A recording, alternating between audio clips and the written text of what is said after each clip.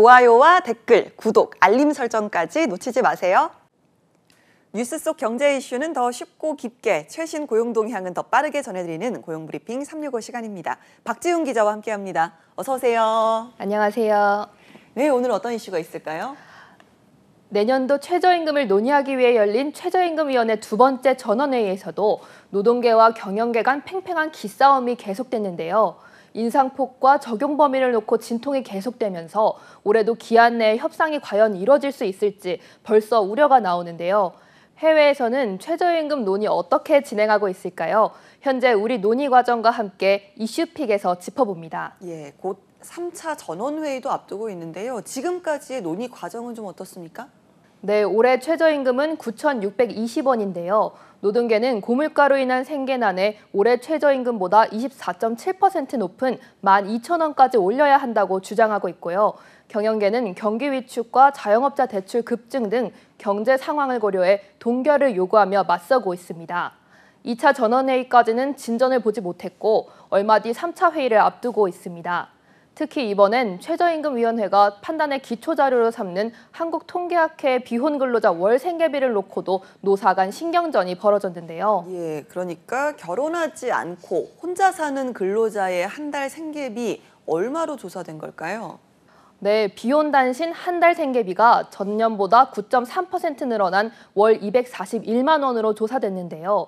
이 금액을 근거로 노동계는 최저임금 대폭 인상을 주장하고 있는 겁니다. 하지만 경영계는 이 자료는 고임금 계층의 소비 지출을 포함한 평균값으로 최저임금 심의 자료를 활용하기엔 적절치 않다고 맞서면서 평행선을 달리고 있는 겁니다.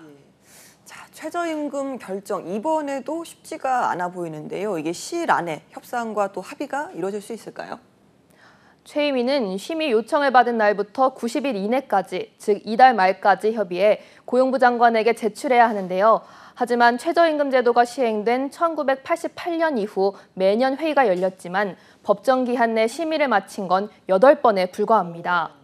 올해도 쉽지 않아 보이는데요. 최임위는 노동계와 경영계, 공의위원이 9명씩 같은 수로 참여하는데 견해차가 워낙 크다 보니 서로 의논해서 결정하는 건 쉽지 않은 겁니다. 결국 공익위원들이 내놓은 안을 놓고 표결로 아슬아슬한 절충점을 찾았고 그 때문에 어느 쪽이나 결과에 불만을 가질 수밖에 없었습니다. 그러니까요. 결국 공익위원들이 매번 이 캐스팅 보트를 쥐게 되는 건데 올해 첫 회의 때는 이 부분을 놓고 신경전이 이어지다가 결국 회의도 불발되지 않았습니까? 맞습니다. 공익위원들은 대부분 학계 인사로 이루어져 있지만 정부가 추천하기 때문에 정부의 입김에서도 자유로울 수 없다는 우려가 나오기도 하는데요. 특히 올해는 첫 전원회의 당일 노동계 인사들이 공익위원 간사인 권순원 숙명여대 교수의 사퇴를 요구하는 시위를 벌이면서 시작도 못한 채 파행됐죠.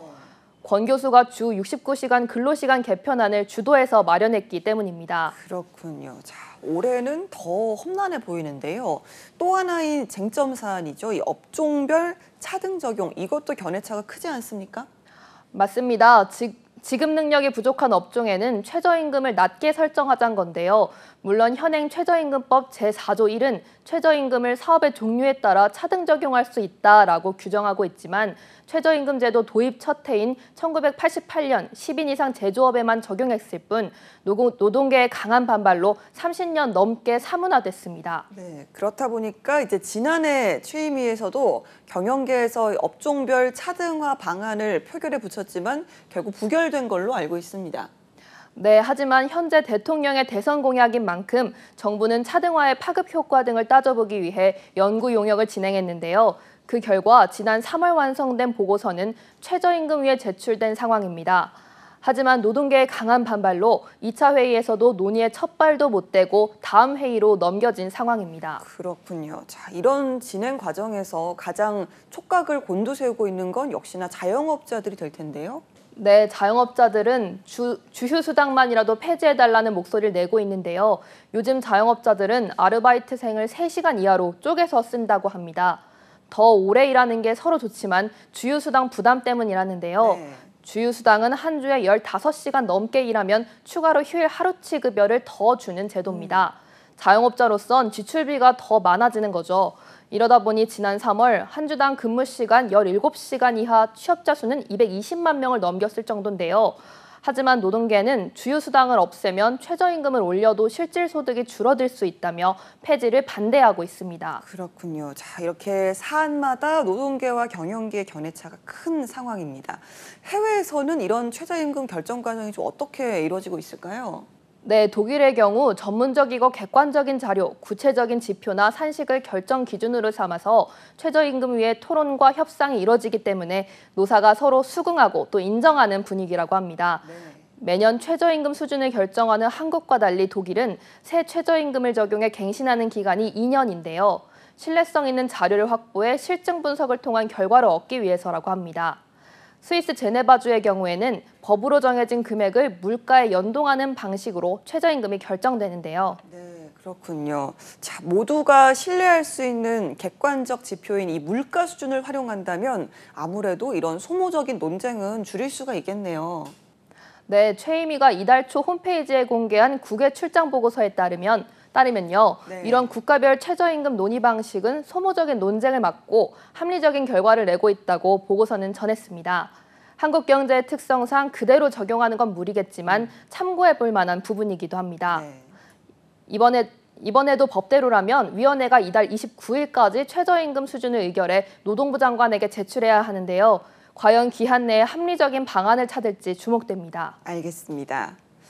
자, 오늘의 한컷 이슈 어떤 소식 준비하셨나요? 네, 소득도 소비도 양극화 시대라고 해야 할까요? 요즘 물가가 너무 높다 보니 조금이라도 더 싼 상품을 찾는 소비자들이 늘고 있는데요. 유통업체들이 외형이 일부 손상됐지만 신선도에는 문제가 없는 식재료들을 할인해서 약 40%가량 할인해 판매하는데 알뜰한 고객들에겐 반응이 좋다고 합니다. 그렇겠네요. 자, 소비자는 저렴한 가격에 원하는 물건을 살 수가 있고 또 농가로서도 폐기하지 않아도 되니까 일거양득이겠네요. 네, 고물가로 실용적인 소비 풍조가 확산하면서 유통업체들은 과거 떨이 정도로 인식했던 상품군의 종류와 양을 늘려잡는 추세입니다. 하지만 한편에선 자기 만족을 위해선 아낌없이 지출하는 고가 소비 현상도 동시에 나타나는데요. 그렇습니다. 날씨가 좀 이렇게 더워질 때면 어김없이 등장하는 이 호텔 빙수 요즘 없어서 못 팔 정도라고 하더라고요. 네, 10만 원 넘는 호텔 빙수에 저녁 한 끼에 35만 원을 내야 하는 한 명품 브랜드 식당은 예약이 힘들 정도라고 하죠. 또 한국인 1인당 명품 소비액이 세계 1위라는 것도 여전합니다. 불황에 고소득층은 영향을 덜 받다 보니 소비 양극화 추세가 두드러지는 경향이 있는데요. 당분간 불황이 계속되면서 이런 양극단으로 갈리는 소비는 이어질 것으로 보입니다. 알겠습니다. 네, 고물가 속 노동자의 버팀목이 될 최저임금, 사용자도 노동자도 서로 만족할 수 있는 합리적인 대안이 마련되길 기대해 봅니다. 박지훈 기자와 함께했습니다. 고맙습니다. 지금까지 고용브리핑 365였습니다.